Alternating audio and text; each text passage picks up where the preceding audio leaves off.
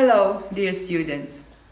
I hope you recognize me because you have already seen my picture. We have already communicated with you during 2 lectures.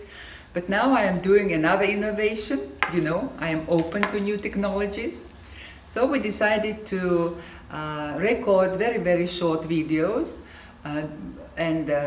First, allow me to introduce myself. You all know, but still, this is the protocol.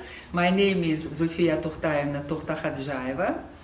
I am associate professor. My basic job place is the University of World Languages. Here, I am part-time teacher, and I teach vocabulary studies, mainly the lexicology of the English language. And during our 6th semester, I'll be teaching you semantics and word formation. Well, the description of my course is given in Moodle. I'm sure there is a video introduction there. You have seen it all. Today, to make a long story short, I will start with the first lecture in lexicology. This is module 1 in the vocabulary studies. It is modern English lexicology. Okay, in brief, you know already, you have the texts of all my lectures in Moodle. You have the presentations over there, so you all are well armed in order to study lexicology well ahead of time. For 2 months we will have only lectures, but then we will have seminars, so try not to forget what I am teaching you during the lectures to apply to your seminar exercises. So lexicology as a linguistic science, of course, has as its main subject the vocabulary of the language. But when I asked you during our previous interviews what you understand as a vocabulary and what the vocabulary is, you always said just words. No. After lexicology studies, you will understand that vocabulary is not only words. Vocabulary is much richer than just words. And lexicology will give you a very systematic description of the English vocabulary according to different lexical criteria. Not phonetic, not grammatical, just lexical criteria. And of course, lexicology will give you information about etymological survey, about semantic classification, about derivational capacity of the language, combinatory capacity of the vocabulary. We will study the rules of enriching the vocabulary. We will study different variants of English, etc., etc. So, lexicology is one of the branches of linguistics, of course. It is connected with other branches one way or another, with phonetics, with grammar, with stylistics, linguiculturology, and other very different, and literature, of course, literature. Yeah, because when we analyze the vocabulary, we very often use examples from fiction literature, from poetry, from anything, from any language source. Okay, and depending on which aspect of the vocabulary we study, we have different types of lexicology, which is general, which covers all languages of the world if necessary. Special lexicology studies only one language like ours. Comparative contrastive lexicology study 2 or more languages to find out similarities and differences in the languages. Historical lexicology concentrates on the diachronic approach to the study of the vocabulary. And finally, last but not least, descriptive lexicology studies the synchronic approach to the study of the vocabulary units. And again, according to the aspect of the vocabulary we want to study, we have here 8 branches of lexicology, although some of the branches, like very naughty children in a family, try to leave their mothers or their mothers and fathers and live independently. Just likewise, some branches of lexicology try to and have already become independent sciences, but here I will mention very quickly all of them. Traditionally, lexicology includes word structure, which studies the structure of the words, types of morphemes, how they are combined, etc. Word formation, of course, how words are made to enrich the vocabulary. Semasiology, which studies the meaning of the vocabulary units. Etymology, which studies the gives the historical description of the vocabulary. Then we have lexicography as a branch of lexicology, which is now actually considered as an independent linguistic science. Phraseology, which was also traditionally a lexicological subject, but now more and more it's becoming an independent linguistic science. Then we have variants of English, which traditionally is called dialectology, but you know, Americans would be offended if we call American English a dialect. That's why, and you know, we have, when we study the variants of English, we have different variants, American, Canadian, Australian, etc. And of course, dialects also will be in the focus of our attention. And last but not least, very important branch of lexicology, which is methods of lexicological research.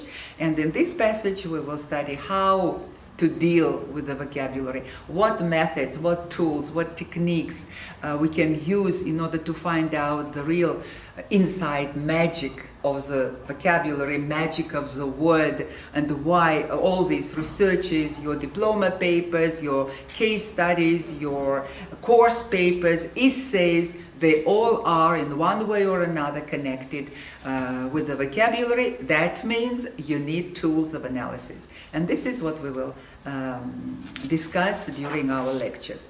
So, very shortly I told you, but now once again, and you have this slide in your files. Word structure studies morphemes, their types. Morpheme is the smallest meaningful unit of the vocabulary. And there are different types of morphemes: root morphemes, non-root morphemes, free morphemes, bound morphemes. So we will study them in due time at the lecture devoted to word structure. Word formation studies word building patterns. And when I ask students what building patterns do they know in the Uzbek language, Russian, or English, normally they say affixation, compounding, shortening. Yeah, no, these are only 3. There are 15 ways of enriching the vocabulary of the English language, and 13 of them are really formalized. They use morphemes. And during our lecture in word formation, we will cover all of them. Semasiology, of course, studies meaning, and not only meaning of words. I didn't say it to you yet, I will say it later, but still not only words. I want you to remember just these. Phraseology studies different types of word groups, stable phrases, idioms, etc., and you will learn how to classify them. Etymology, by etymological approach, the vocabulary of any language is divided into 2 big categories: into native words, which were born in the same language, and into borrowed words or loans. And this is what we will study during etymology: which countries, which languages contributed to the development of the English language, why it happens so that the English language is 70% borrowed. Maybe this is the reason why it became global English. Okay, lexicography is the branch of lexicology which studies dictionaries. What are dictionaries? How can we make them? What information should go there? And the unit studied by lexicology, the meta term of lexicography, is not word, it's a gloss or a listeme. And the description or the definition of this gloss is called entry, or dictionary entry. Every part, every listeme and its definition in the dictionary is called an entry. Okay, variants of English, as I already mentioned. We will study variants, different variants of the English language and the dialects. And methods, I already told you. We will talk about methods, techniques, and tools for analysis. Now, what is subject of lexicology?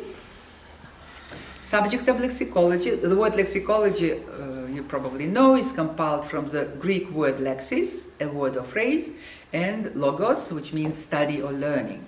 Lexicology deals with the vocabulary of the language and the properties of the vocabulary units as units of the language, or I often call them language elements. Okay? So what is a word? When we say vocabulary is a word, if you look at the description of the word, of the definition of the entry of the word in the dictionary, you will see that word is given in the dictionary with 9 meanings. So when you say vocabulary is a set of words, so which of the meaning do you mean, I would ask. Okay. Of course, word is a basic language unit because any sound can be made into a word like I, you, O, B. They are not letters, not only sounds, they are words as well.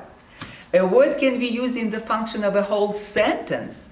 If I cry, help, just using one word, everybody will jump up and come to me to give me a help. Or if I shout in a loud voice, fire, so the whole university will run away from the building into the street. So words can be even sentences. Okay, a word can be used as a part of another word in word formation, as a morpheme. Take the same word help.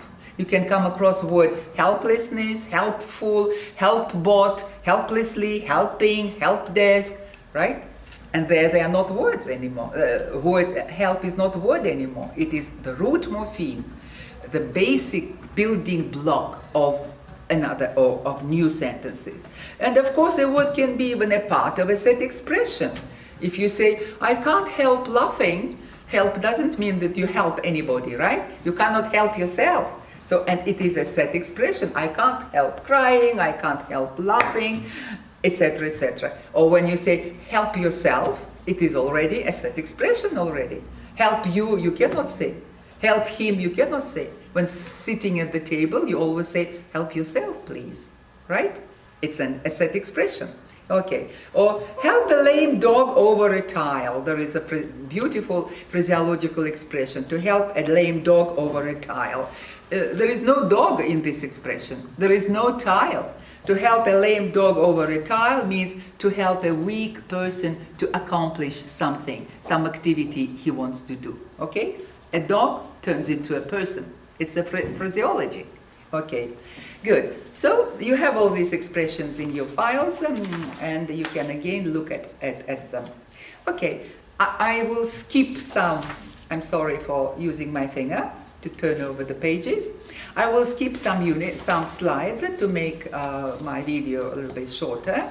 Okay, so here slide 12 shows you types of vocabulary units, and here I stress again that vocabulary units are not only words. Vocabulary units include, first of all, words as the basic unit of the language. And here in slide 12 I give you some examples with 6 words: duck, play, friend, nation, fish, care. Then I give you the same words in the function of root morphemes, and I give you examples: darkness, playful, unfriendly, internationality or internationalized, fishy, careful, carelessly, etc. Then I give you some stable combinations with the same 6 words: a dark horse, which is an idiom; to play the first fiddle, which is an idiom; a friend in need is a friend indeed, which is a proverb, okay; to have other fish to fry, and etc., etc., okay. A dark horse is an idiom, but it is not a horse we are talking about. When we say, oh, you know, this person is a dark horse, this person is not a horse, he is a person, a human being. But the phraseological unit communicates the information that we don't know anything about the person, okay? He is sort of, you know, a closed person to us. We know nothing about him, about his character, about his way of life. Maybe he is a dark horse, okay? And this is phraseology, which is really a beautiful branch of lexicology. Okay, so again I skipped several slides and go to slide 14. I want to, because very famous American and British linguists quoted about language here, about the vocabulary here. And Wilkins says that while without grammar very little can be conveyed, but without vocabulary nothing can be conveyed. Okay, so you can certainly use ungrammatical sentence, but if you use enough lexical units, you will be quite understandable. I don't want to underestimate the role of grammar. No, no, no, in no case. Especially when you are learned people, you are teachers, you are translators or interpreters. Grammar is very important for you. You can't teach English to other students if your grammar is lame. Dr. Lewis says that lexis is the core or heart of language. I agree with him. And Schmidt says that learners carry around dictionaries with them in their pockets or in their bags. Have you ever brought a grammar book to your classes? No, I'm sure not. But dictionaries and pocket dictionaries exist for this. We sometimes bring to our classes. And you will have to use many dictionaries in this academic year, because my seminar questions include a lot of tasks of vocabulary units analysis, and many tasks demand or will demand from you the use of different dictionaries, etymological, specialized, etc., etc. Okay. Well, I think I moved already quite fast. 17, slide 17 gives you the names of the methods of lexicological research, and I will only name them without explanation. It's the componential analysis, first of all, used for semasiological analysis, for semantic analysis, for cognitive analysis, for linguocultural analysis. You have to use componential analysis. The UCIC methods are used in morphology and in word formation. Distributional or contextual analysis, you know, in all branches, of course. To distinguish one meaning of the word from another, we have to do contextual analysis. So, and here to summarize what modern English lexicology is and works for, slides 18 and 19 give you the whole list. Lexicology reviews the system, structure, and composition of the vocabulary, studies differences between different types of vocabulary units, explains reasons, nature, and results of meaning change, presents semantic classification of the vocabulary, describes various types of word formation and their relevance for the modern vocabulary enrichment, explores different types of free and stable groups, presents etymological analysis, studies functional, regional, and territorial varieties, and many more tasks.